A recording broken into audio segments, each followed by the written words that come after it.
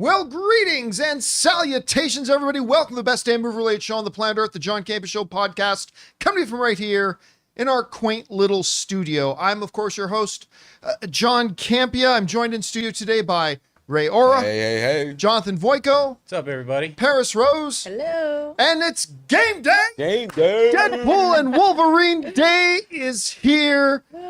3 hours and 30 minutes for me and Ray.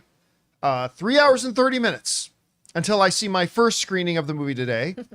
And then 6 hours and 30 minutes until I see my second viewing today. And then it was 9 hours and 30 minutes until my third viewing today. But I'm going to have to cancel my 9 p.m. tickets because we're going to go to Comic-Con. Okay. Decided last minute, midnight last night, we're going to go to Comic-Con, be there till probably about Saturday morning, Saturday lunch, and then drive back home. So we can do our Marvel Hall H panel later in the evening. But yeah, so I'm going to see it twice today instead of 3 times. Hey, but Sunday you got House of the Dragon. And then Sunday, well, after we do our Deadpool and Wolverine open spoiler discussion, then I've got House of the Dragon, which I'm very much looking forward to. Very excited. Good to have you guys here. And here's how today's show is going to go. We're going to break it into 2 parts. In the first part of the show, we're going to talk about some predetermined topics. Then in the second part of the show, we're going to take your live comments and questions. If you got a thought, comment, question, observation, theory, or critique, go ahead and fire it on into our tip link at www.streamelements.com/John Campea/tip. Send it on in and we'll get around to it as long as it's appropriate for us to address in the show. We'll address it there. And by the way, the good news is, guys, is that the tip link is good 24 hours a day, 7 days a week. So if you're watching this show sometime later in the day when we're not live, you can also get in a thought, theory, opinion, or question. We'll just get around to it on the next episode that we do. Also, want to let you guys know about this. Some of you guys will remember that about a year ago, we were doing a little newsletter because some of our viewers were asking for a newsletter. I eventually ended it though, because I was finding, I don't think this is very useful to our viewers. And if I can come up with a way that it'll be, I think, valuable and useful to our viewers, we might fire it up again. And we have. I've given it a lot of thought. I've been working on it for a while. And today we put out the first issue of the new newsletter that will be going out daily during the week. Not tomorrow, because I'm going to be at Comic-Con. But here's how the new format's going to work. It's going to have an opening word from me, then announcements. And I might as well let you guys know what the announcements are. Just so you know, like we said, we're going to Comic-Con tomorrow. So there is no The John Campea Show tomorrow, although I will be doing some videos from San Diego. Keep your eyes open for that. Also, the second announcement on here is that on Saturday, Ray and I will be back here in the studio, and we will be doing a live stream following all the news coming out of Hall H, Marvel's big Comic-Con presentation on Saturday night. That live stream that Ray and I are going to be doing, and Jonathan, hopefully, will be at 5:30 p.m. on Saturday night. Then on Sunday, at 2 p.m. Los Angeles time, you will have to figure out what that is in your own time zone. At 2 p.m. on Sunday, I will be doing our Deadpool and Wolverine open spoiler discussion. So you've got today, tomorrow, Saturday, and a little bit of Sunday morning to get out and see Deadpool and Wolverine. And then on Sunday, we will be doing that. But one of the other things you're going to be doing in this newsletter is every day, because I spend hours every day going through all my news feeds, I'm going to curate for you guys what I think are the most interesting and maybe being overlooked news stories of the day. I'm going to tell you what the news story is, give you links to the full article, but I'm also going to break down for you, if you just want to quickly know the gist of it, I'm going to break down point for point for you all the important things about the story, give my own little thought and observation on it, and I'm going to do that for a bunch of news stories that day. Then also, for those of you who maybe missed the previous day's show, I'm going to put up links to all of the previous day's segments, and then a little audio commentary from me every day, plus a few other things as well. If you guys go into the community tab, you'll see the top post is a link to the newsletter. You can go and see the newest issue. You can subscribe to it, and it will be becoming a paid subscription newsletter in about 2 weeks. But over the next week, I'll give you guys a chance to see if you like it and enjoy it. And probably on Mondays, we'll put the newsletter out for free too. But anyway, go on over, take a look at it, give it a perusal. Let me know if you have any thoughts or ideas or suggestions for the newsletter, and I'd love to hear it. All right. With all that down, guys, Let's get into our first topic here today, shall we? Paris, what do we got up first? Yeah, well, as most of you know, a new Transformers animated movie is on the way called Transformers 1. The first trailer was released a few weeks ago to a modest reception, but now the first audiences have seen the film, and the general consensus is that it's the best Transformers movie to date. So, John, what do you think about the first reviews to Transformers 1? I am not surprised in the least. Listen, I had a lot of doubts about Transformers 1 when they announced it 2 CinemaCons ago. Really?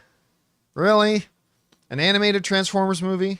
The last one wasn't so good, at least not to me. I'm still angry at Hasbro for it. I still haven't got over. I still need therapy about it. I'm still so pissed off at Hasbro for that last Transformers animated movie. But whatever. I mean, Whatever. to me, it righted all the wrongs. It got rid of all those stupid Transformers. All those stupid and it brought traditional in way Transformers. better Transformers for you to buy. You know what we don't need anymore? You know what people are over? Optimus Prime. Yeah. You know what they really want? They want Rodimus Prime. Yeah, I remember that day. I watched it. I was like, this is awesome. Dude, there's a Highlander 2 out? Nice. So anyway, I was not very pro on it. But then at this year's CinemaCon, they showed us this big presentation, including a bunch of the footage. And I came out a changed man. I came out saying, guys, this is going to be good. This is actually looking really good. And then the first trailer came out, and like Paris mentioned, the first trailer got lukewarm reception. But I don't care, but I kept telling people, I said, listen, this is actually going to be pretty good. How good? I'm not 100% sure, but this is going to be good. And now the first groups of people who've been seeing it are coming out. And while it may not be saying a lot of them are saying this is the best Transformers ever, all this kind of stuff. This comes to us from Digital Spy, quoting some people saying, Next Big Picture's Matt Neglia writes, he described Transformers 1 as the best Transformers film to date, adding, the trailers don't do this justice. Rich in character and emotion with deep reverence for the lore. He also praised Josh Cooley for directing the film to perfection down to the last comedic and action beat, all backed by an epic score and an excellent voice cast. Perry Nemiroff, who we like an awful lot around here, had high praise for the film's animation style, which had great balance of CG vibrancy with texture and detail. She continued, as far as the story goes, it's a super entertaining and charming buddy adventure that definitely sneaks in some real emotional heft. I'm a big fan of the entire voice cast, but there's no denying that a big part of the reason some of those emotional beats hit as hard as they do is because of Brian Tyree Henry's work, who's, of course, doing the voice of Megatron. Josh wrote that Transformers 1 is the best Transformers movie now, which tends to be the general consensus coming out of it. While the Hollywood Handle wrote, it was an awesome action-packed adventure. Chris Hemsworth really channeled Peter Cullen over time. The comedy was hilarious and the animation was great. BFTV's Wilson also praised Hemsworth and Henry for bringing to life characters we grew to love and hate, adding, we'll see it again and again. This animated version is just as good as the first live version, which may not mean a lot to some people. I liked the first Transformers movie that Michael Bay did. I hated all the rest of them, but I really liked that first one that he did. Now, look, all movies are subjective. Just because a whole bunch of people like it doesn't mean you're going to like it. Doesn't mean I'm going to like it. But I'm not surprised by any of this. Like I said, coming out as that CinemaCon presentation, most people that I talked to who were also there at CinemaCon were like, this Transformers 1 looks like it's got a lot of potential. And so me personally, I'm not at all surprised to hear this. Not at all. Now, do I think it's going to be the greatest movie of the year? No. Notice that none of these people are saying this is a top 5 movie of the year, but they're saying it's really good. It's entertaining. It's fun. It's the best Transformers movie, which again is not necessarily saying a lot, but still, I've got a lot of enthusiasm for this. I'm excited for this movie. So question is for you guys. What do you think about this? The first people are seeing Transformers 1, and don't forget, about a month ago, that Animation Festival did a screening, and people lost their minds at it. So how are you feeling about this? Where's your anticipation level for Transformers 1 right now? Maybe it's really low. Does this do anything to move the needle for you at all? Whatever you guys think, jump down into the comment section below and let us know your thoughts. All right, guys. With that down, let's move on to our next topic here, shall we? Paris, what do we got up next? All right. Well, with the pricing of streaming services getting higher and higher, some hope emerged when several streamers announced they'd be bundling their services. But at the time, they didn't reveal what their pricing would be. Well, this morning, Disney Plus, Hulu, and Max announced that their bundle deal would be just $17 a month for ad-supported and $30 a month for the no ads plan. So, John, is this bundle pricing good enough? Listen. When they announced that they were, particularly this bundle, Disney Plus, Hulu, and Max, because I have all three. I really enjoy all three. Again, Max and / HBO is the gold standard for a lot of quality stuff historically. I love Disney Plus for the archive, not so much a lot of their new originals, but I love the archive on Disney Plus. And I've been a huge Hulu guy for many years. So when they first announced the bundle, I thought this sounds great. But it's all going to be about the pricing. Here's the thing. Right now, I pay for the ad-free Disney Plus and the ad-free Hulu and the ad-free Max. Mm-hmm. And I am currently paying $53.99 a month. Looks like someone's about to cancel and get the bundle. Yeah. $53.99 a month for those three. And I consider it, hey, that's a lot of money. But when I look at what I'm getting for those three things, I still consider it, even though it's getting more and more expensive, a bit of a value proposition. This thing for me, I'm not interested in the ad-supported. But ad-supported, $17. $17 for Max, Disney Plus, and Hulu. I mean, that's good if you're into ads. I don't like to have the ads. I prefer to skip them, and I'm willing to pay a premium to skip the ads. So I pay a premium. From $53 to $30, that's fantastic. And I think this is going to be very appealing to a lot of people. And there's going to be a lot of people like Jonathan and me that as soon as I get back from Comic-Con, I am canceling all of my subscriptions and then resubscribing to this bundle. This alone saves me almost $300 a year. Yeah. Just alone. Now, for some of you who haven't maybe been following this and you're wondering, well, wait a minute, why would they offer it at such a discount? The reason they're offering it at such a discount is because the number one enemy to streaming services is the word churn. That is the habit of people saying, I'll watch this show on this streaming service, and when the show's done, I'll cancel the service. And then when they have a new show come out that I'm interested in maybe 6 months from now, then I'll resubscribe and then cancel as soon as it's done. That's called churning, and a lot of people do it. Understandably so.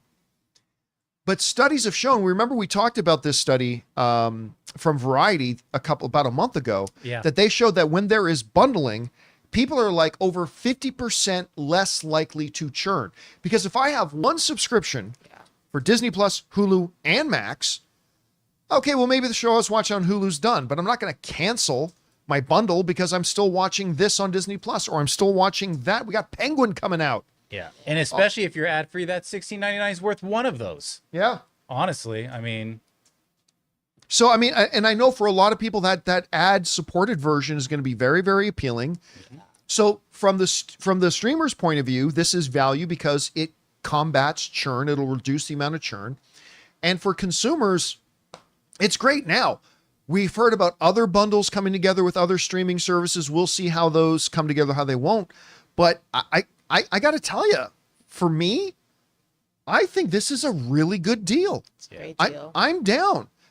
Ray, is this a good enough deal that you get to cancel Campea Plus? No, I'm still using your I'm stuff. still going to be using Campea Plus. Fair enough. No, man, I'm still. If I need to watch something, I'm gonna come over here, and then I'm gonna change the channel. Now, do you guys get out of the room? Do you guys? That's what he does. He comes in sometimes. He'll literally come into the house sometimes, lay down on the floor in the living room, look behind him on the coffee table, reach back, grab the remote, and change the channel. What's crazy is that you say that, but you let it happen. You're my guest. I'm just trying to see what I could do. I'm just trying to see what I could do, and so far it's been working. You're doing it every day, Dad. You never stop me. This is why I do it. You must like it. You must like what I watch. I don't know. No. To be fair, Actually, this bundle sounds really good. It's a great. Yeah, I because mean, Hulu to me was always an expensive service, especially by the itself. ad-free one. And like, there's no, I didn't know anybody other than you, obviously, that had a subscription to Hulu. It's hard to find someone to to actually use Hulu off of.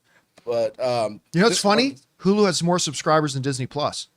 I think it's Well, a better. It might be a better service. I think with the Yeah. selection at least. Well, that they have. yeah, especially. I through accidentally selection. got Hulu ads and I was so upset. But then I realized, now I can use the bathroom. I don't mind them so much. I have bad attention, so now I can be on my phone during the commercials. So it's actually I'm gonna keep ads. So this is a great bundle with the ads. I will say- $17? I will say that the Hulu ads are the ones that bother me the most out of all the ones. Because they They're often pretty repeat. awful. They Because they're repeat a so lot. long. Yeah. And they repeat. It's like Yeah. 2 minutes, and they'll have the countdown. I was like, I don't know if I like this countdown when I'm. I admit, I gotta say, I do like the countdown like Yeah, because the now countdown. I know, like, even when it's a little disheartening when it comes up 4 more ads, two Yeah. minutes. Exactly. Okay, but at least I know exactly how much time that now, again, Yeah. I have Hulu ad free, but I mean, I kind of appreciate that little thing that's up there. You know, here's the interesting thing. Once this goes into force, and I think it goes into force today, it's going to be very interesting to see the numbers of how many new subscribers they get signed up to this. Because here's the thing. If they get huge numbers from this, and I don't know that they will, but if they do, it ain't going to be long before we start hearing more plans from Peacock, Paramount, Amazon, and whatever else trying to scurry. Netflix says they're not interested in bundling, and I get it because currently they're the big dog. So I get that. But the big dog always says stuff like this until they're not the big dog anymore. So we'll see how that goes. Anyway, guys, question is for you. What do you think about this? I think this new bundle deal, like, listen, with no ads, Disney Plus, Hulu, and Max for $30. If you're okay with ads, like $18. What do you think about this? Are you like me? Are you going to cancel your current subscriptions and re-sign up under the bundle? Or maybe you like having the flexibility of being able to churn one service at a time. Whatever you guys think, jump down into the comment section below and let us know your thoughts. All right, guys. With that down, let's move on to our next topic here, shall we? Paris, what do we got up next? Yeah, well, one of the most highly anticipated upcoming movies for fans is Fantastic Four. Several failed attempts have been made on the property over the years, and now Marvel is getting their shot at it. So today, Pedro Pascal, who will be playing Mr. Fantastic in the film, shared the first ever photo of the main cast together. John, what do you think of the photo, and how big do you think the excitement will be for this movie? All right. I think the photo is great. I love that the first photo we're getting of the cast together is a candid snapshot like this, rather than a pose studio, get them in front of the photographer. I mean, that would have been fine too. But just seeing the group together like this, I think is wonderful. I'm personally very, very, very excited for this movie. Now, as you know, sometimes it is my responsibility, nay, burden. I am burdened with glorious purpose that I sometimes have to be a little bit of the wet blanket. Oh boy. So let the moisture begin. Here's the thing. While I am personally extremely excited for this Fantastic Four, here's the reality. None of the other Fantastic Four movies have worked. None of the other Fantastic Four movies have been very big. And as John Schnepp, King of the Sweaties, used to say and point out, nobody reads the Fantastic Four either. I mean, back when we were still doing like AMC Heroes and stuff like that, they literally canceled the Fantastic Four comic book.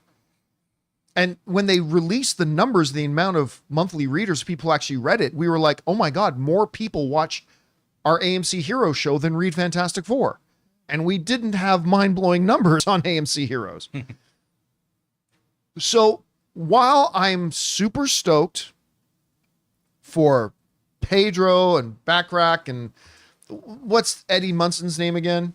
Joseph Quinn. Joseph Quinn, who, by the way, is so good in A Quiet Place. Yeah. Joseph Quinn was really, listen, trying to act alongside the Academy Award winner Lupita Nyong'o is not an easy task. And he did, and he was right there with her, and he was great. Of course, Bachrach, Emmy Award-winning actor now.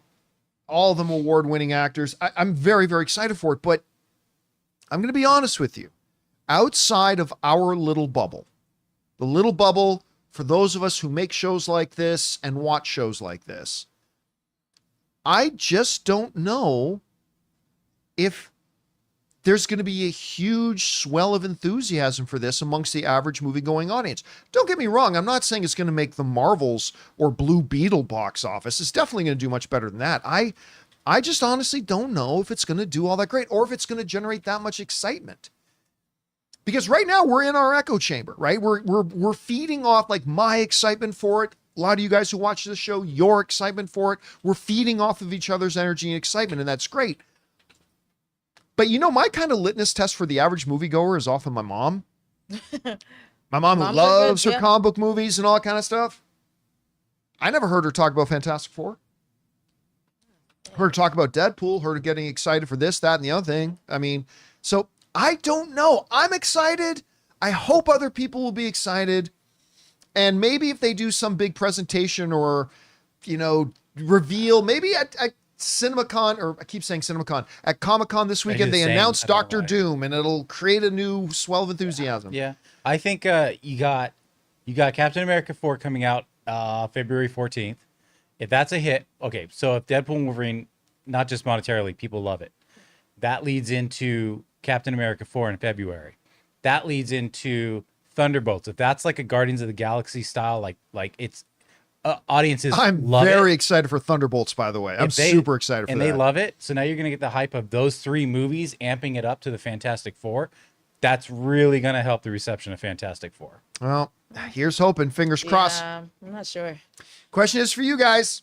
What do you think? First of all, do you like the quick little candid photo? I do. I think it's adorable. I really like it. And I'm personally very excited for this movie, but I'm not convinced the larger movie-going audience will be, at least until some trailers start to come out. What do you think about this? Whatever your thoughts are, jump down to the comment section below and let us know your thoughts. All right. With that down, let's move on to our next topic here, shall we? Paris, what do we got up next? All right. Well, one of the big surprise hits in recent years was Ryan Reynolds and Deadpool 3 director Sean Levy's Free Guy. The film scored an 80% critic rating and a 94% audience rating, leaving fans waiting for news about a possible sequel. But now Levy is sounding less and less optimistic about the chances of a Free Guy, saying, "We don't need to make sequels." So, John, do you think we'll eventually get a Free Guy too?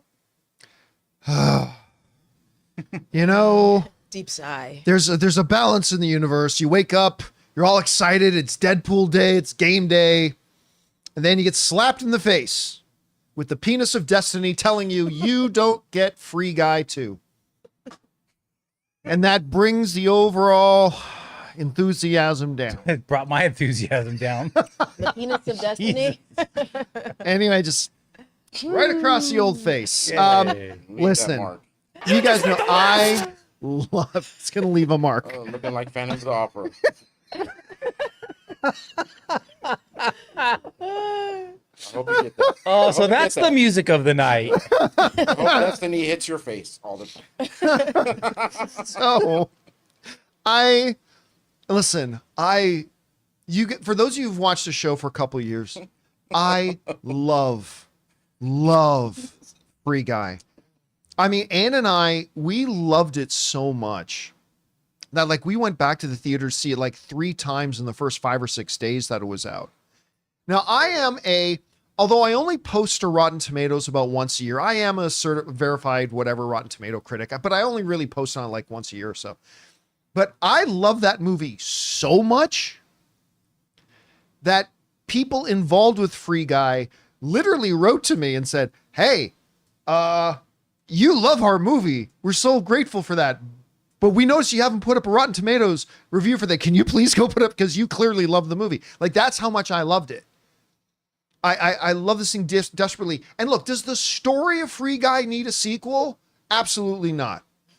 But sometimes, like in TV shows, sometimes I just love the characters so much. I just want to go back and visit those characters again.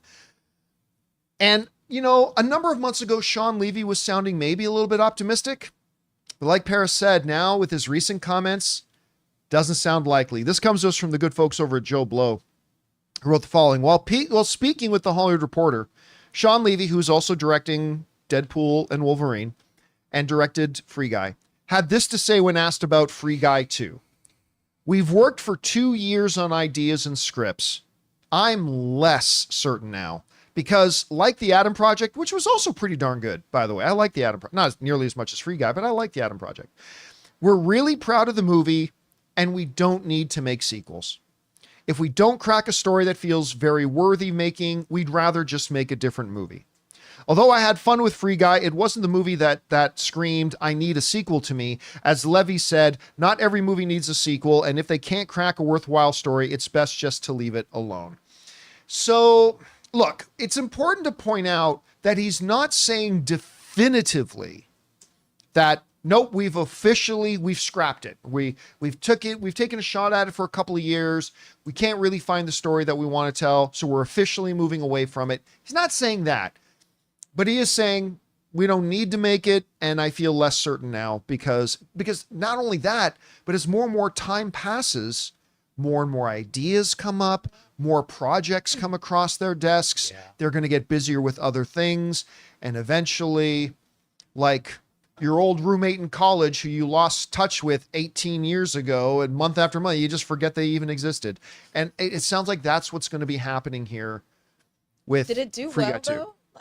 I think it did. Ray, look it up. What did it? Because maybe if it did really, really well, they would, but maybe they're worried about the numbers. I believe it did quite well for a small film. Worldwide, 331. So 331, yeah, I remember it like basically broke even and stuff like that. It's a wildly wonderful film. But you're right, it's not the kind of box office numbers that, look, they never were going to do a Joker 2. Made over $1 billion, won some Academy Awards. Suddenly, it's very high on the priority list. It didn't have the kind of success that makes it a high priority for a studio to say, come on, Sean, got to do this sequel. So I'm kind of bummed out about it. Anyway, guys, question is for you. What do you think about this? It doesn't sound like Sean Levy's all that amped up about getting back to do a Free Guy 2. And maybe you think that's for the best. I personally would still love to see the characters again. But whatever you guys think, jump down to the comments section below and let us know your thoughts. All right. With that down, let's move on to the next topic here, shall we? Paris, what's up next? Well, as we've been mentioning all day and week and month, Game day! Today is Deadpool 3 Day as the year's most anticipated film hits theaters. We all know the movie will be big, but the question now becomes just how big and how historic will the opening weekend be? So, John, the day is here. Yep. What is your final opening box office prediction for Deadpool and Wolverine? All right. So I said this a week and a half ago, 2 weeks ago. I still am believing it will set the new box office record for the all-time biggest opening for an R-rated film. I think it will be somewhere between, what did I say, that 160 and like 210. Somewhere, and that's a wide range, maybe 170 and 210. Yeah, I think you said That's where I see it coming. Monumental, historic, all-time record for opening for an R-rated film. That's where I'm seeing it. Now, the guys over at The Vulture really put it in a really nice context that I thought we would go over here about the different levels of historic that this opening weekend could be. So let's go over and take a look. So the guys over at Vulture say, okay, this would be not historic if the movie makes less than 125, which is still a really good opening weekend for any movie, but if it makes less than $125.5 million domestically, it won't be bigger than Deadpool 2's opening weekend, and will have the worst. It's funny calling a movie that makes $125 million on its opening weekend the worst. Anyway, it will have the worst performing opening weekend of the Deadpool franchise. Yikes. Again, I agree. If it makes like 120 million opening weekend, that is not historic in any way. But do you know how many movies would kill to have a $120 million opening weekend? Again, just want to put in perspective, Fall Guy and Furiosa, both really good movies in my opinion, didn't even make 30. They made in the 20s. So you show them a $120 million opening weekend, they'd be pretty happy with that. But I agree, would not be historic in any way. A great opening weekend, not historic. All right. Then they move on to the next category, which they call pretty historic. Deadpool and Wolverine would do okay by passing the first Deadpool movie's $132 million domestic opening weekend record for R-rated movies. That's important to remember. The current all-time biggest opening weekend for an R-rated film is Deadpool 1 at $132 million. Deadpool 2 is second with 125.5, while the horror movie It takes third with 123. So, okay, let's say it makes more than 132 million. Well, then it becomes kind of historic. Again, whenever a movie breaks an all-time box office record, that is noteworthy. So if this thing can, which I think we all believe it will, I don't know if there's anybody out there that believes Deadpool and Wolverine will make less than 132 million, but that will be pretty historic. Okay, their next category is awfully historic. This is where the current projections of around $160 to $170 million would land. At that point, the movie's opening weekend would not only break the record for R-rated films, but also start competing with recent high-grossing films of any rating. For reference, Inside Out 2 made $155 million, and that movie just crossed $1.4 billion worldwide. Started off with an opening weekend of $155 million, so it would clearly be bigger than that. It would be the biggest opening weekend of the year for a movie of any rating. Domestically over the Father's Day weekend. That is this year's best opening performance by far. Dune Part 2 is the second biggest opening weekend of the year with $82.5 million. Once we're in this range, there's also potential for an MCU matchup. Black Panther Wakanda Forever's $181.3 million opening weekend performance has not been surpassed by any Marvel movie since the sequel released in 2022. Okay, so we've gone from pretty historic, becoming the all-time R-rated box office champion ever for an opening. Now you're getting in numbers of now being like the biggest opening of any movie of the year, period. And being right up there, being the biggest opening of any Marvel film in the last couple of years. So now you're getting into really, really big numbers. Now, the final category they have is historic. To reach this level, Deadpool and Wolverine would need to be gunning for all-time opening weekend records, which it never will, by the way. There's no chance in hell. Avengers Endgame holds the domestic record with, get this, this is just, you can't help but giggle. For an opening weekend. The opening weekend record, which I don't know will ever be beat, is $357 million opening weekend. That's ridiculous. Now, of course, that's a movie that had a 20-plus movie build-up with 15-plus years with like 30 big, huge A-list movie stars and all the stars aligned, but still, yeah, $357 million with a considerable gap over Spider-Man No Way Home's second-place performance of $260 million. Either way, Kevin Feige wins. Okay, I would say this.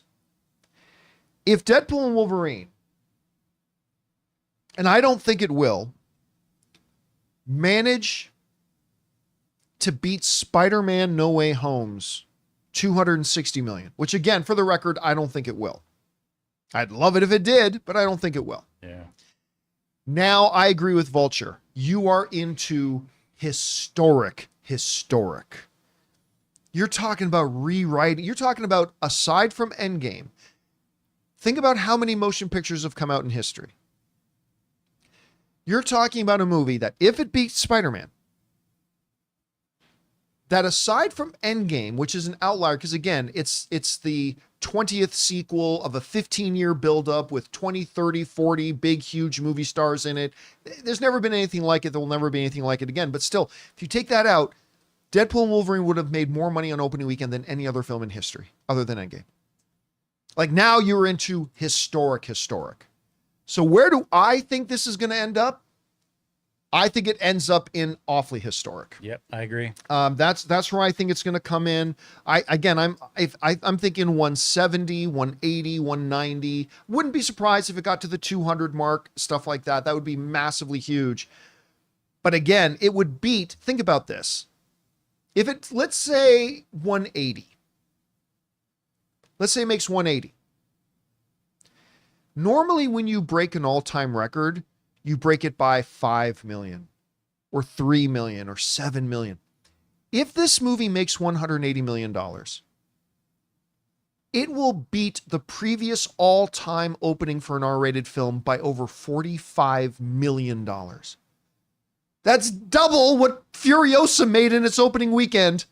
Take what Furiosa made in its opening weekend, double that, and that's how much Deadpool 3 will beat the previous R-rated opening record by. I mean, it's unprecedented. It's absolutely phenomenal. So I think it's coming in on awfully historic. So Ray, it's the last day.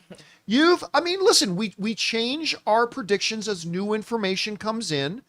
So this is your last chance. We're going to go see this movie in 3 hours. Where do you see Deadpool and Wolverine coming in now? It will at least make 45 million opening weekend. That's, I agree. God. I agree. Wow. Gutsy call. I agree. Gutsy call. At least You're probably 45 right, million. Ray. By 7 p.m. tonight, it will make at least 45 million. I could see that happening. I think And the also, popcorn buckets made 45 million. I will say it's going to make 217 million. 217. 17. Okay, that's certainly possible. Jonathan, what do you got it coming in at? I've upgraded and upgraded and upgraded. I'm still probably conservative by this room standards. I'm saying 185. 185. Okay. And Paris, what are you saying right now? I'm definitely in the 200 range. I'm thinking 200 to 205. 200, 205. So we got a high at 217, a low of, we'll call mine the low because I'm going to average it out around 180. Okay. So I'm still saying we're between like 170 and 200, whatever, but I'll say that my specific is 180. Now we got some people in the live chat who have much more optimistic appraisals. I'm seeing yeah, Logan wow. is saying 215. Dr. Stinky is saying 275. 275. Sheesh. I'd be happy if it does. I'll be super happy if it does. What was past awfully historic? It was It had to get over like 180. historic. Yeah, historic has to get to about 250, I think. Okay. Yeah. To be that historic. Awfully historic was 160 to 170. Or What's that, Ray? Okay. No, just Chef Rigo chimed in. He just the way What did he say? He just said, "F it, 300 million." Sure, whatever. 300 million. You know? I mean, listen, I also want everybody to keep this in mind. All right? Remember this. While 95% of the time, the box office predictions are like practically bang on that the industry gives. Every once in a while, that 5% of the time, there's an outlier. And in just the last couple of weeks, we had Inside Out 2 that was projected going into its opening weekend. It was projected to have an $85 million opening weekend, which would have been great. And it made 155. Then this past week, the opening weekend projection for Twisters was 45 million. It made 82 million. Now, those are the rare exceptions. But could that happen to Deadpool? Could this projection of 170 turn into 275? It's possible. It's possible. Again, I'm going to stick in my number range because I think, those are all-time great numbers that I'm guessing too, but who knows? We will have to see. The question is, number one, will I be able to get a Wolverine popcorn bucket today? This is the most important question on my mind. But number two is, what do you guys think? This is your last chance to send in your predictions. How big will this thing be? What are you expecting? Whatever you guys think, jump down to the comment section below and let us know your thoughts. By the way, too, guys, just a side note, don't forget, after my 3 p.m. screening, so somewhere around 5:30, 6 p.m. Los Angeles time, I should be posting my out-of-theater first reaction to Deadpool and Wolverine. Keep your eyes on the YouTube channel for that. I'm obviously very excited about it. All right. With that all down, guys, let's now get on to the most important part of our show, which is taking your live comments and questions. But before we do, we're going to take a quick second to thank the sponsor of today's episode of the John Campea Show podcast, our friends at Miracle Made. Guys, we want to take a second to thank a sponsor of today's episode, Miracle Made. Guys, it's hot outside and your nighttime bedroom temperature has a huge impact on your sleep quality. So if you wake up too hot or too cold, I highly recommend you check out Miracle Made's bed sheets. Miracle Made sheets are inspired by NASA and use silver-infused fabrics that are temperature regulating so you can sleep at the perfect temperature all night long. There are just so many things that make these sheets so fantastic. We already mentioned the self-cooling properties for better quality sleep, but they're also self-cleaning. These sheets are infused with silver that prevent up to 99.7% of bacterial growth, leaving them to stay cleaner and fresh 3 times longer than other sheets. No more gross odors. So go to trymiracle.com/Campea. That's TRYMIRACLE.com/Campea to try Miracle Made sheets today. And whether you're buying them for yourself or as a gift for a loved one, if you order today, you can save over 40%. And if you use our promo code Campea at checkout, you'll get 3 free towels and save an extra 20%. Miracle is so confident in their product, it's backed with a 30-day money-back guarantee. So if you aren't 100% satisfied, you'll get a full refund. So upgrade your sleep with Miracle Made. Go to trymiracle.com/Campea and use the code Campea to claim your free 3-piece towel set and save over 40% off. Again, that's trymiracle.com/Campea to treat yourself. Thank you, Miracle Made, for sponsoring this episode. And thank you to our friends at Miracle Made for sponsoring today's episode of the John Campea Show podcast. All right, guys, with that down, let's get over to your questions here, shall we? Paris, what do we got up first? Gonna start with that Tron there. All right. Tron says, saw the final Borderlands trailer, and wow, man, it's trash. Hope I'm wrong, but it feels like this film is about to flop extremely hard. It won't surprise me if it makes less than Madam Web. I have not seen the final trailer. Look, I even mentioned it in the newsletter today that we put out. By the way, again, go check out the newsletter. But I mentioned this newsletter that, look, you guys know I love Eli Roth. I really do. I'm a big fan of his. And obviously you got like all-time great performers in this movie. Cate Blanchett, like one of the greatest of all time. Nothing about this marketing campaign has made me excited for it. It looks like a poor man's Walmart bargain bin version of Guardians of the Galaxy. Look, even the presentation they did at CinemaCon, which was a little bit better than their trailers, but it didn't really do anything to move the needle to me. I want this movie to be great. I will definitely be there opening night, but it doesn't look good to me. All right, what's next? I think Robot Man. We didn't do that yesterday, right? Nope. All right. So Robot Man says, well, man, I can't wait to see Deadpool and Wolverine. The MCU is back. I think of the MCU like a championship team that is a dynasty but hasn't won a title 2 years. So everyone wonders if they still got it. Leave it to D&W to show everyone that this team still got it. Listen, Marvel's in a really good place right now. Certainly a better place than they've been in a long time, because they have the opportunity just over the next couple of days to completely change the way fans view Marvel again. Because if Deadpool and Wolverine is as crowd pleasing as it kind of looks like it'll be, and then they have a dynamite Comic-Con Hall H panel on Saturday, suddenly everybody's excited about Marvel again. What do I always say? Winning cures everything, right? It's true in sports. It's true in the movies. So they could be poised to have a really good rush right now. Hopefully they don't screw the pooch at their presentation at Comic-Con. All right, what's next? Love Life says, I was a volunteer at the London Olympics and got to see the opening and closing ceremony. Nice. I had the best time ever. After Paris, it's coming to LA. I highly recommend you all do the same. You meet people from all walks of life and have great memories you will cherish. I generally don't like people, so I don't know that that's for me. But I know my friend, like Soul, who I've had on my show a few times. You guys know my buddy Soul. He goes to the Olympics every 4 years now. This is his third Olympics that he's gone to. He's off in Paris right now. And I'm just hearing that the Olympic experience is amazing. I've never been around the Olympics, so I'm going to be quite excited when it comes to LA. I mean, I'm probably not going to be still living in LA by that time, but I mean, I think I'll come back to LA for the Olympics because I want to be a part of one. All right, what's next? Lorenzo says, hey, John, I just went to see Twisters at my local AMC, and it took 32 minutes for the movie to start. Wow, this is getting ridiculous. Oh, that sucked. Look, again, I'll just keep this really short. In a day and age when the movie theater should be really looking at ways to improve the viewer's experience and to improve the audience's experience and trying to get people back into the movie theater, you are shooting yourself in the face by telling them a movie starts at 7 and then forcing them, after they've paid you $15 for a movie ticket, you're then forcing them to sit through 30 plus minutes of ads. It's bullshit. You're killing your own industry. I mean, even Paramount's executive got on stage at CinemaCon and was begging movie theaters, please stop showing so many trailers because you're turning people off from going to the movies and you're showing so many trailers. He made this point that I hadn't even thought of before. He said, you're showing so many trailers right now. People don't even remember the trailers they saw. Like in the old ArcLight days, showed 3 trailers. I could tell you every trailer I saw, I'll remember every one. In the movies I go to now, by the time I get to the 7th trailer, I can't even remember what movie I'm there to watch.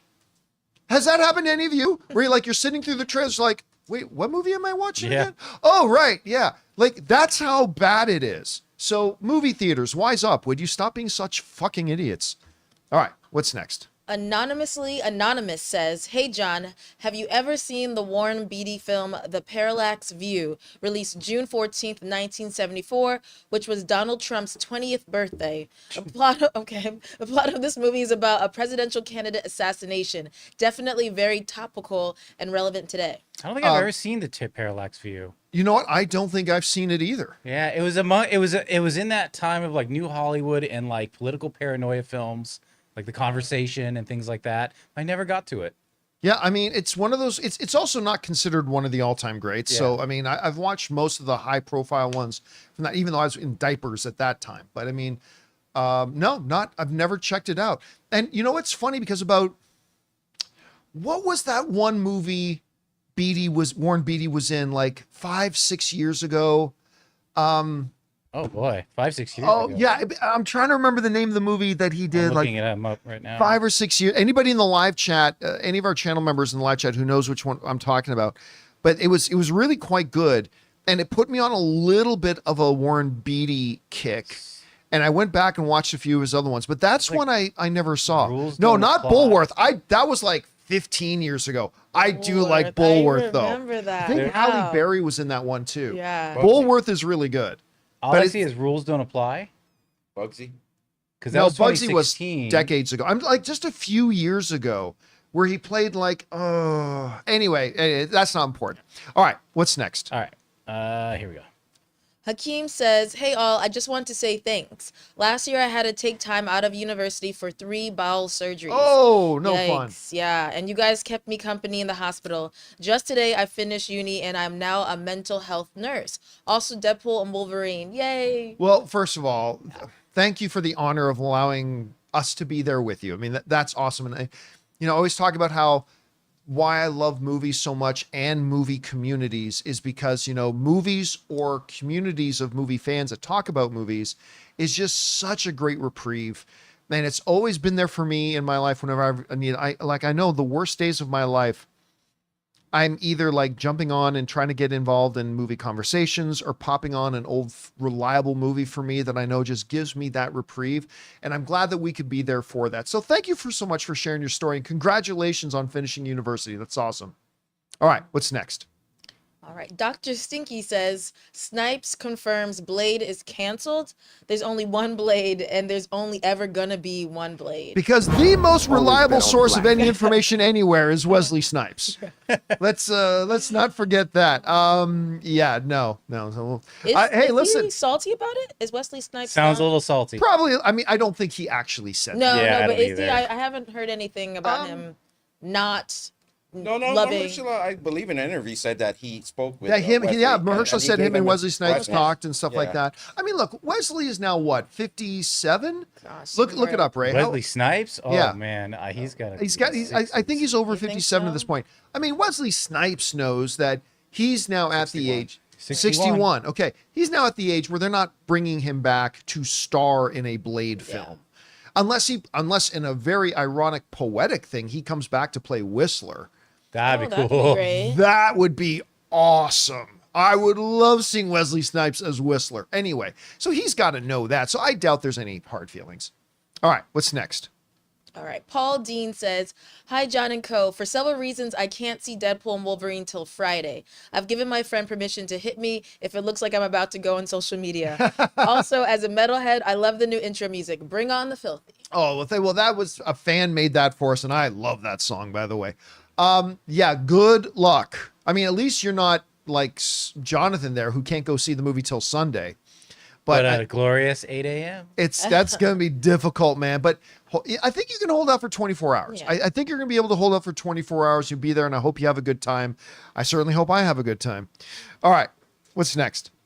All right. Paul Dean says, nope, Sorry, Dark. that's Yeah, this we're one here. at There we go. Andrew Alpha. Andrew Alpha says, your top 3 superhero movies are the best DC movie, the best Marvel movie, and the best X-Men movie. I got to admit, whether intentional or not, that's a great way to go about it. Solid list. Respect. By the way, it's cool you don't like Superman 78. Still love you. And let me be clear. It's not, I'm not saying I don't like the original Christopher Reeve Superman, and I love Superman 2. I'm not saying I don't like it. I'm just saying I think it gets over romanticized how good, because to me, the first one doesn't hold up all that great. Listen, it's one of the most important comic book movies of all time. It's certainly considered a classic, all that kind of stuff. I'm just saying it's on its pure face value. I don't think it's all that great. Certainly not compared to Superman 2.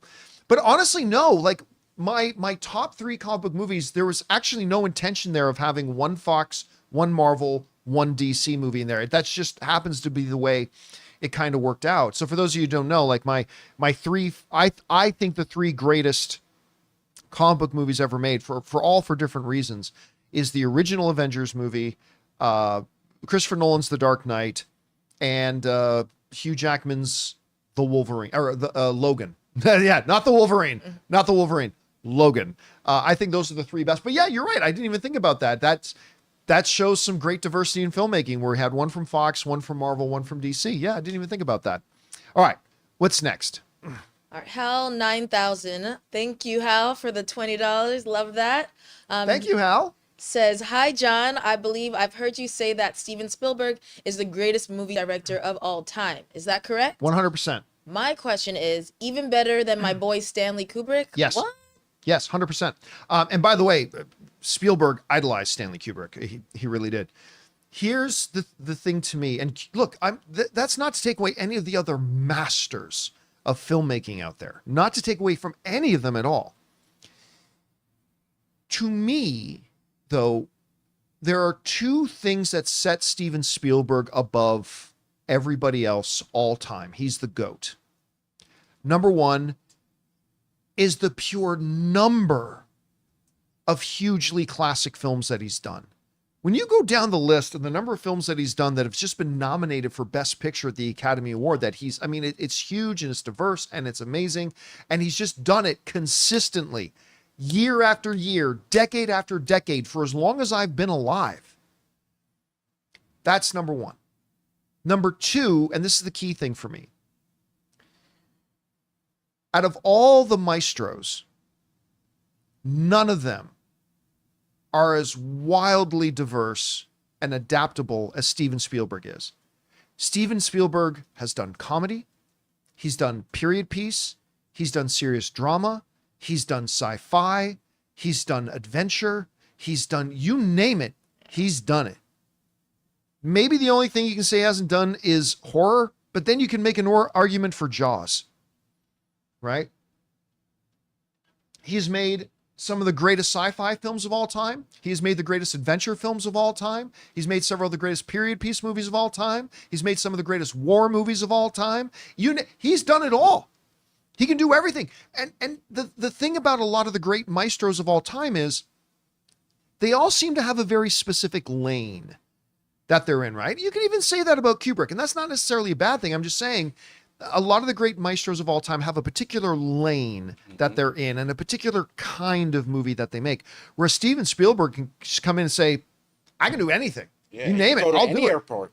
He could go to any airport. Any airport. That's the one film I don't like of his is The Terminal. But Ray and Ann both love that film. But that's why, to me, those 2 factors put a lot of distance, I think, between him and any other filmmaker in history. That's why I do believe Spielberg's the GOAT. All right, what's next? Nostra Dumas says, we've had great superhero movies for the last 20 years, perhaps as a pop culture response to 9/11. But that was 20 years ago, and we're not a country at war anymore. Where do you see the next 20 years of Hollywood storytelling headed? I really don't think there's a cause and effect there at all. Yeah. I mean, Yeah, I know. the superhero, the modern golden age of superhero movies really got kicked off with the original X-Men. That was what got, and that was long before 9/11. That was long before 9/11. That's what got everything kind of moving and going and stuff like that. I know there are some people out there that say, but John, Blade came out before X-Men. Yes, Blade, but it didn't have the impact that X-Men did.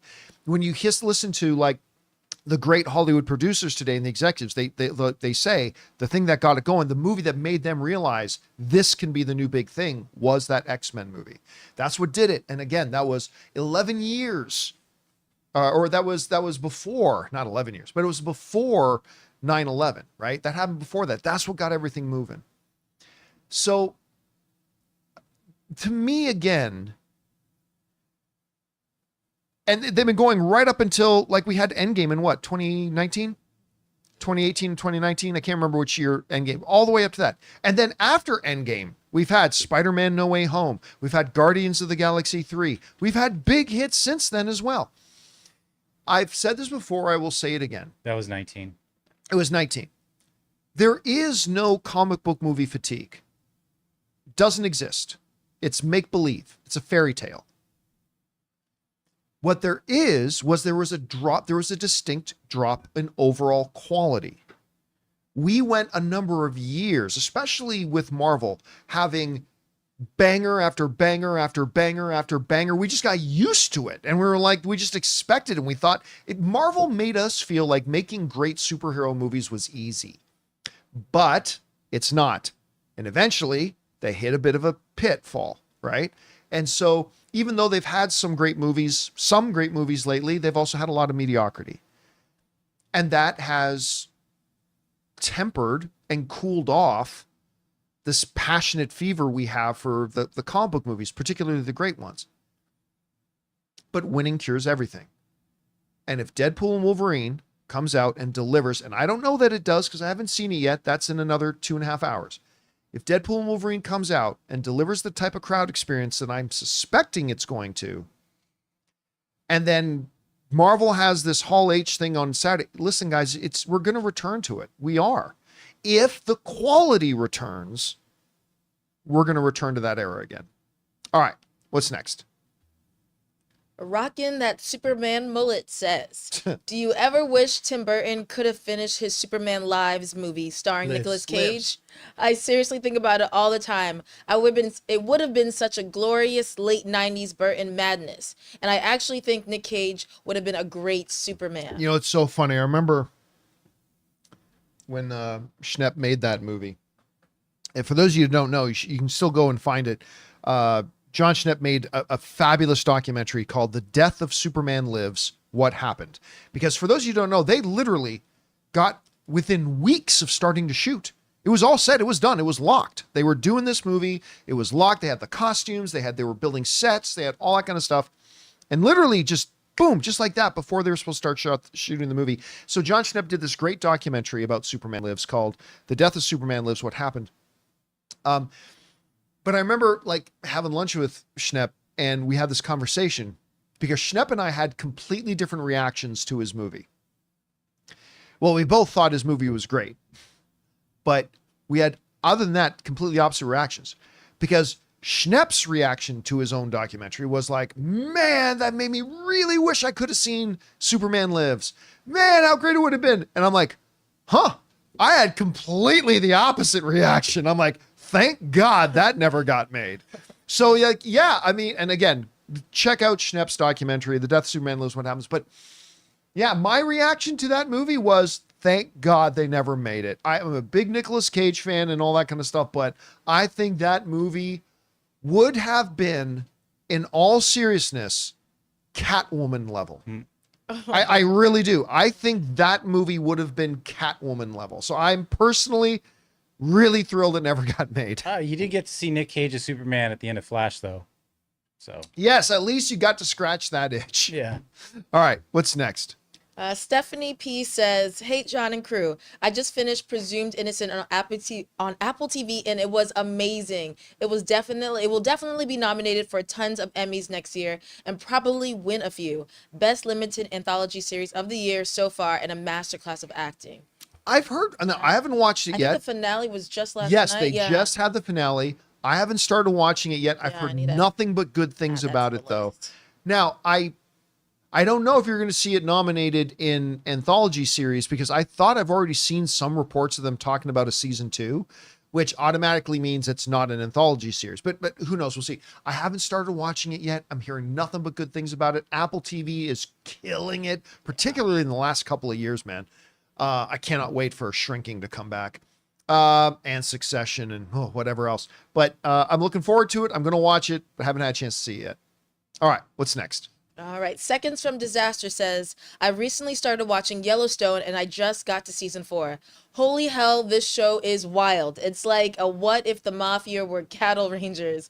The attack on the Duttons season 3 finale, season 4, episode 1 was insane." Those of you who watch my show, you know, I fanatically love Yellowstone. I love that show. And I would often describe it to people, say it's the Godfather on horses. It's the Godfather on a ranch. Some people say it's Sons of Anarchy with horses. Either is applicable. The characters are great. I think Rip is one of the best characters on television. If you haven't started watching Yellowstone, this is a great time. I think you can get it all on Disney Plus or Paramount Plus now, I think. But if you haven't watched Yellowstone, believe me, the hype is justified. It's a marvelous show. Go check it out. All right, what's next? The World of Tim Morrow says, "Hello, my wife and I had a baby in March, Congrats. so going to the movies hasn't been common for us lately. But tonight we're going to see D&W at 7 p.m. in IMAX. Only issue, it's in 3D. It was the only time that worked for us, and it is what it is, but I hate 3D. Oh, yeah. Look, to be fair, look, I hate 3D. I think it's such a useless, stupid gimmick that does nothing but scrape a couple of more dollars from your pocket to pay for the extra in the ticket. It's a complete nonsensical gimmick that the movies would quite frankly be much better without. But if I had the option that I could wait to see Deadpool and Wolverine tomorrow in a regular screening, or I could go see it today, but it would have to be in 3D. I'm going to go see it today in 3D. Look, it's not like No, actually, I have. I have not gone to movies on certain nights when I've realized that the only screenings that were available were 3D. You know, it's just the thing to me, man. These artists work so hard to create these colorful, vibrant images. And then the first thing we do when we go into movies is put tinted film over our eyes. Never understand it. Never understand. But again, if it was me tonight and the only screening for me was in 3D, yep, I would put up with it. I would put up with it and go, hopefully you guys will have a good time and you can go see it in a proper screening sometime soon. All right, what's next? Say my name. Say My Name says, here in UK, a report has come out. Cineworld are tomorrow set to announce the closure of 25 cinemas. I can't help but worry that they are looking at the numbers of the last 12 months where there has been a lack of content and not what the next 12 months will bring. Well, see, here's the problem, though. And by the way, they actually made the announcement about the 25 theaters closing weeks ago. Here's the thing, though. It's not about, they're not thinking about the future. The problem is, between the pandemic and then the creator strikes and the lack of content in theaters, that does financial damage. And it's like your body receiving damage, right? You're just not able to do certain things anymore if your body receives certain damage. The financial hit and the economic hit, remember, it closed down a lot of theater chains. There are theater chains that are just gone. And Cineworld, which is a huge company, they took massive, massive financial damage. And it's not that, they're being short-sighted. Don't they know that movies? That's not what's making them close these theaters down. What's making them close these theaters down is we got the shit kicked out of us by a 1-2 punch of the pandemic and then the strikes and resulting all this lack of content that we are now in financial distress. And the way we need to survive this financial distress, because they went into bankruptcy, the way they survive this financial distress is by having to shut down a number of their locations, reallocate their finances, and hopefully set themselves up that they can move forward in the future. So it's not about them being short-sighted. Like, don't you realize those movie theaters only didn't make money? They understand that, but it left them in a very horrible place of financial distress that their only way out of this now is to unfortunately have to close down a bunch of their theaters. So hopefully in the future they're able to come out of this, reinvest, get more theaters again, but for now it's just something that they have to do to survive. All right, what's next? Joe Adonis T says, "Hi, John, Jonathan, Paris, and Ray. It's game day. Game day. Game day! And yesterday was also game day as Wrexham AFC took on Chelsea FC at the Levi Stadium. It was a Chelsea-dominated match, but Wrexham managed to get a draw 2-2. Have y'all watched a Wrexham game live?" Yes, actually, Ann and I went to go see Wrexham in an exhibition match play Manchester United maybe about 4 or 5 months ago. We went to San Diego to watch an exhibition match, and it was in Wrexham won. That was, if you guys watch Welcome to Wrexham, their main guy, Ray or Jonathan, do a quick guy. What's the main captain, the main star on Wrexham? The main, he's the guy that's got the special needs son. And Yeah, I know who you're talking about. yeah, see if you can pull him. Mullins. Yeah, Mullins. We got the Super Paul Mullen. That's this thing that chance. So it was that. If you guys watch Welcome to Wrexham this season, you saw that he got severely injured and he had to miss a whole bunch of the season. Yeah. That's the game where we're at. The game where he had his, I think he got his lung punctured and he got hammered. Dang. And Ann and I are there, and he went down like I think in the first 5 or 10 minutes of the game. So That we was were bad, actually at that game when he got injured, which really sucked. And then, do you remember, like, side note, but still injury for Wrexham when the goalie, his jaw was broken? Oh yeah, I mean that wasn't the game we were at. No, that was but- that was at Wrexham, but whoa. Yeah, that was all kinds of when they showed the X-ray on it and everything. Ugh. So yes, I've been to a Wrexham game, and I would love to go to the UK next year and actually go to a game at the Wales. race course. Yeah. I would love to do that. So we'll see. All right, what's next? Get your tickets in advance. Yeah.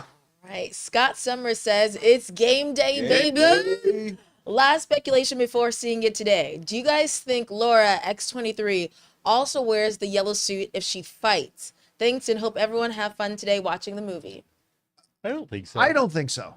Now, there are going to be people, particularly some of our European viewers, are going to laugh at me now because they've seen, but I don't think so. I don't think we will. If we do, that could hint of her sticking around maybe in the MCU. But again, I'm going to guess no. But it's just a guess, All right, what's next? David says, "I occasionally go to Regal's Monday mystery movie. I haven't gone as much lately because I found some of the movies underwhelming.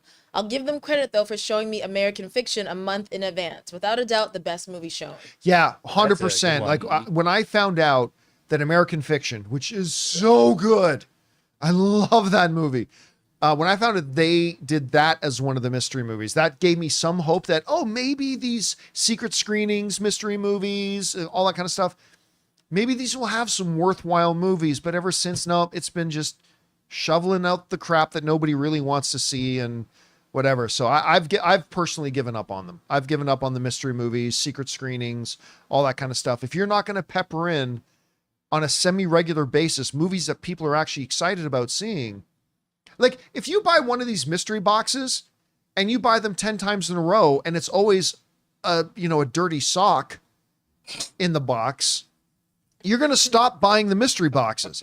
At least every 2 or 3 times you want to pull out like a Deadpool bobblehead, or you want to pull out something interesting at least every 2 or 3 times. And the secret screenings in the mystery movies just haven't done that. So I've personally given up on them. And I said dirty sock, Ray, not No, I know. not I'm a just saying. special I'm just sock, saying, I'm okay? just saying. Someone pulled out on that sock. All right, what's next? Seconds from disaster. I live in Connecticut. Whoop, that's where I'm from. So as I'm writing this, it's noon. I just went to AMC where I'll be seeing Deadpool and Wolverine at 7:30, and I bought one Deadpool bucket and one Wolverine bucket. Yeah. $75. Fuck me. Yeah, I heard the Wolverine bucket was like $35. Oh, That's normal though. Is that normal? I've 30 never bucks for bought a limited- collectible popcorn 30 bucket. bucks for like a limited. So he got. edition I still haven't really seen the Deadpool one.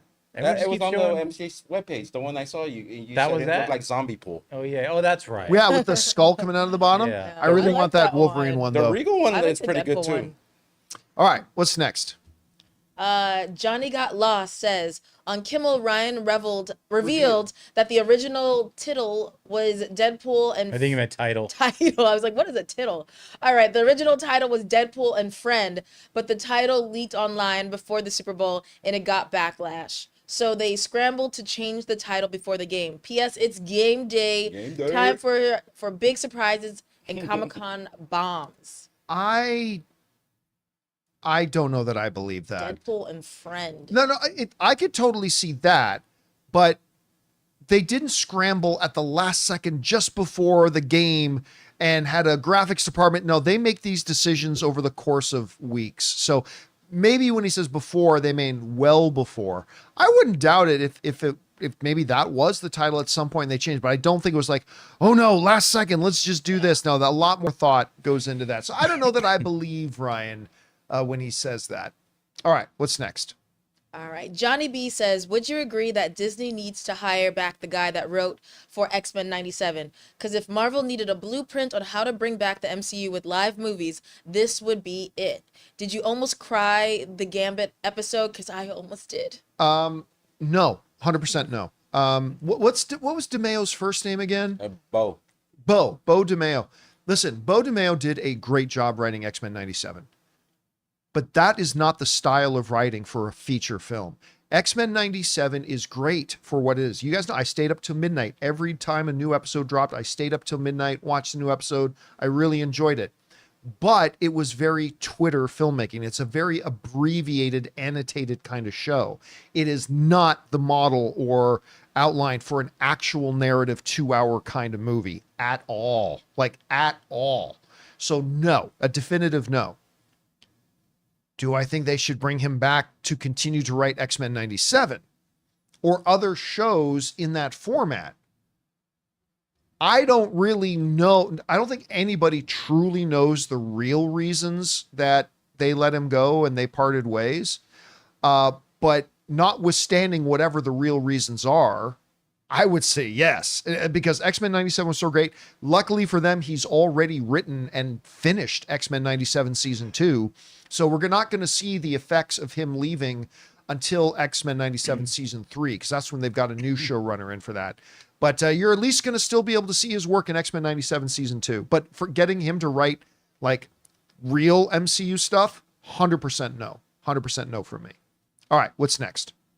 Coolio Ray Curley says, last night at the 17th Annual Plaza Classic Film Festival, I caught North by Northwest. Nice. And Saturday, I'll be seeing Coal Miner's Daughter for the first time with Sissy Spacek speaking before the movie, followed by one of my favorites, Carrie. Woo! Wow. That's a nice lineup. I still remember the first time I watched North by Northwest.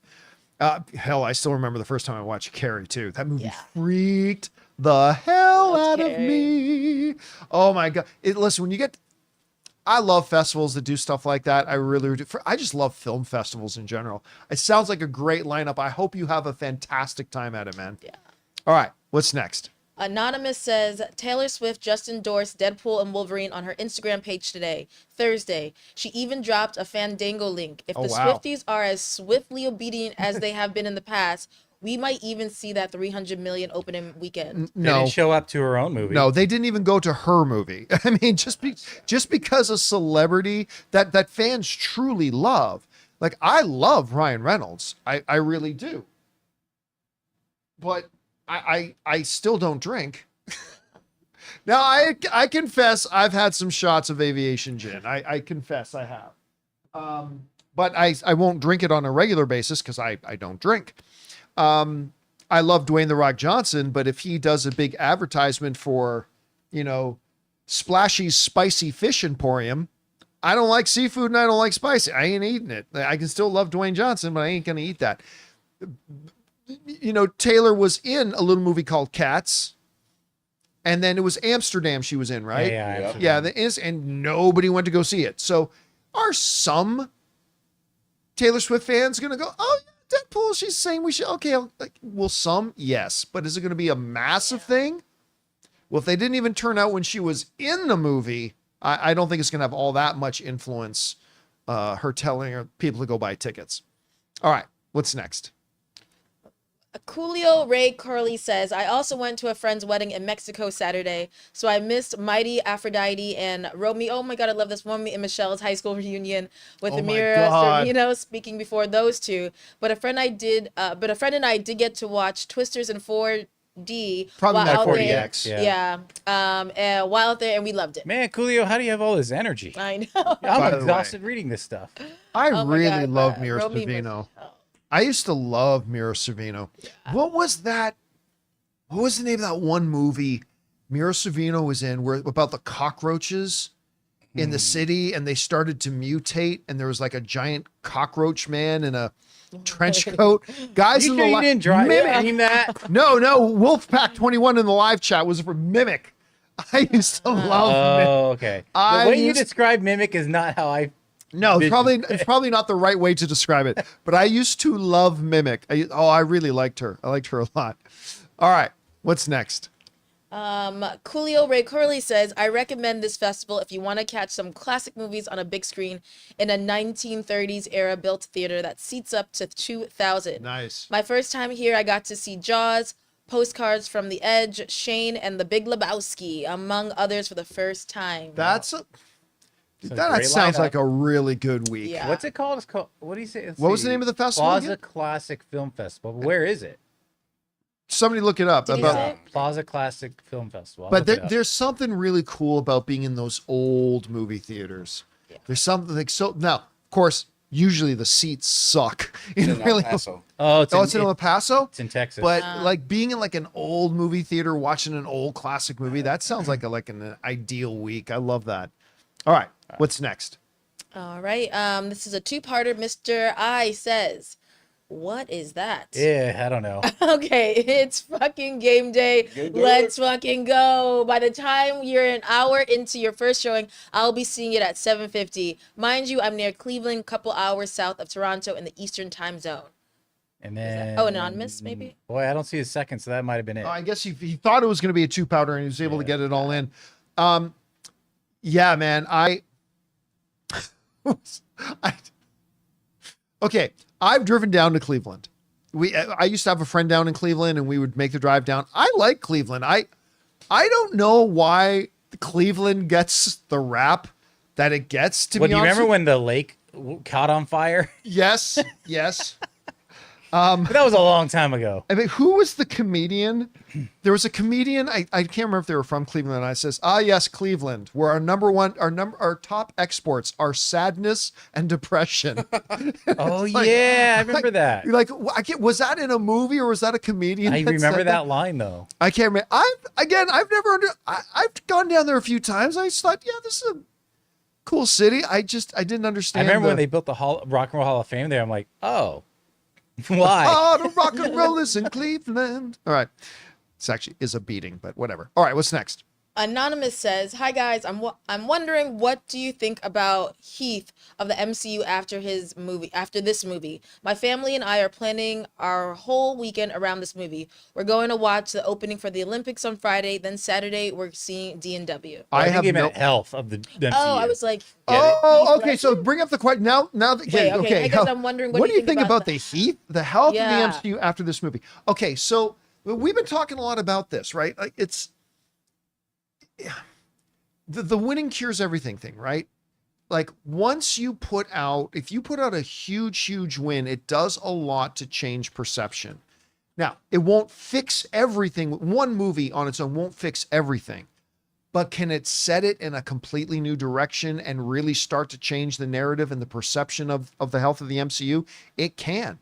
Then this is why they're in a really unique spot. If they can with a combination of a left hook of Deadpool and Wolverine with a right uppercut of a great Hall H panel at Comic-Con, they can very easily and very quickly respark, I'd say 85% of the passion in the MCU again. Now, then they have to put out a good Captain America 4, good Thunderbolts, good Fantastic Four to keep that going and keep building that health.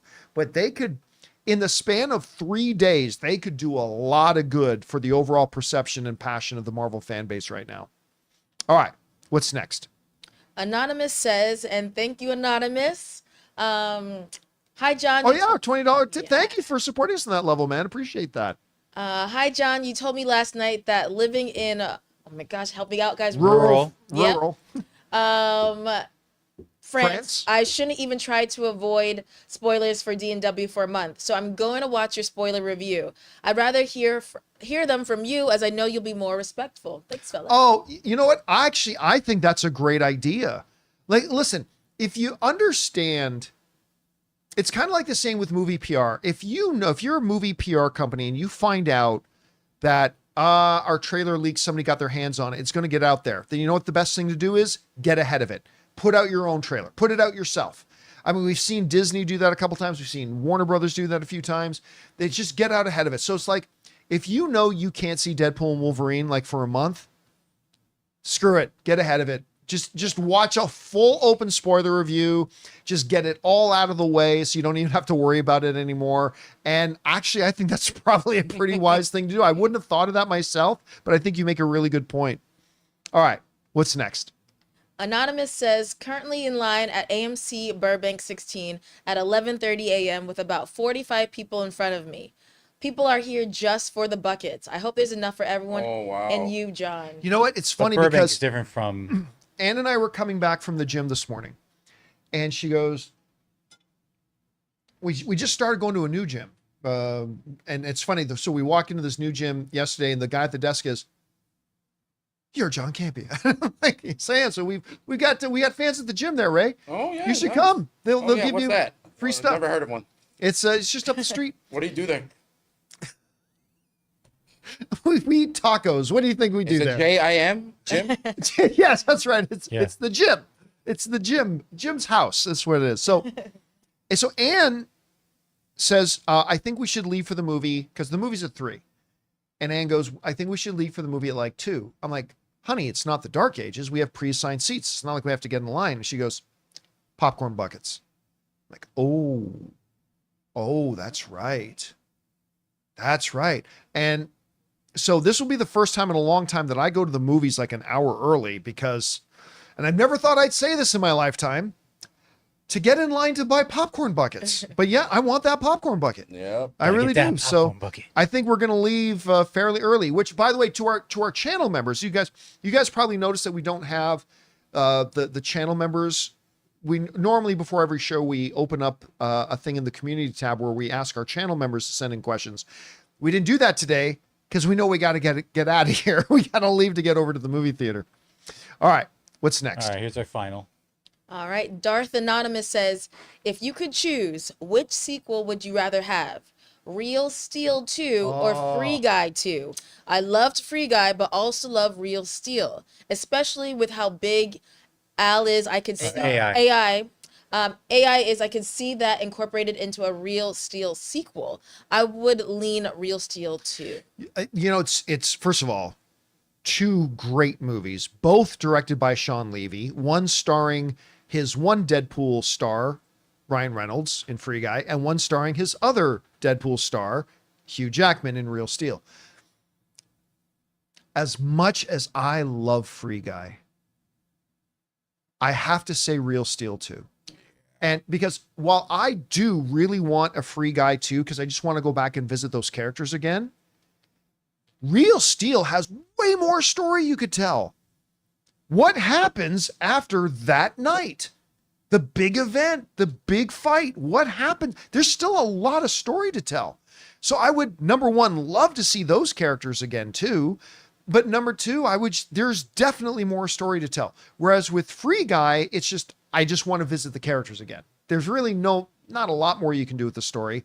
So I would love to see sequels to them both. But if Sean Levy gave me a call and said, okay, John, I'm going to clear some time in my schedule next year, and I'm going to make a sequel to either Real Steel or a sequel to Free Guy. Which one do I do? I think I'd go Real Steel 2. I would love to see Real Steel 2. All right, guys. And that'll do it for today's installment of the John Campea Show podcast. The last time that I will be signing off as a man who hasn't seen Deadpool and Wolverine yet. Because we're going to go over to the movie theater in just a few minutes so I can go get that damn popcorn bucket. Thank you so much for being here, making this little show part of your day. Big special thank you to all you guys who sent in those questions. Number one, it gave us great fun things to talk about. But number two, you supported our channel as you did it, and all of us involved with the show. Thank you guys so very much for your support. A little reminder again, go sign up for our newsletter. And again, keep your eyes open, because in about 6 hours from now, no. Maybe about 5 hours from now, I'll be posting my out of theater reaction to Deadpool and Wolverine. Keep your guys' eyes open to that. So for the people in the room, Ray Ora, Let's go. Jonathan Voico, See you guys. Paris Rose, Have fun, guys. my name's John Campea, and until next time, my friends, bye-bye.